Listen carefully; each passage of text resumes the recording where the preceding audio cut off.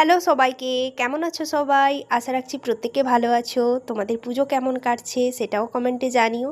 আর এটা ছিল আমার সপ্তমীর লুক। এই শাড়িটা কেমন হয়েছে অবশ্যই তোমরা কমেন্ট করে জানিও।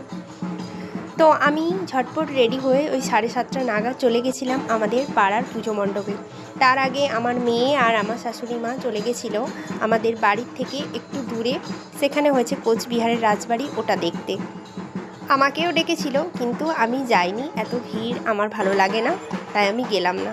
তারপরেও ভাবলাম বাড়িতে বসে কি করব, তাই আমি আমার পাড়ার পুজো মণ্ডপে গিয়েছিলাম। আর এই কটা দিন তো মা আমাদের সাথে থাকে, তারপরে তো মা আবার ঠিক চলে যায়, তাই ভাবলাম না যাই একটু ঘুরে আসি। তো গেছিলাম, মায়ের মহাআরতি চলছিল তখন।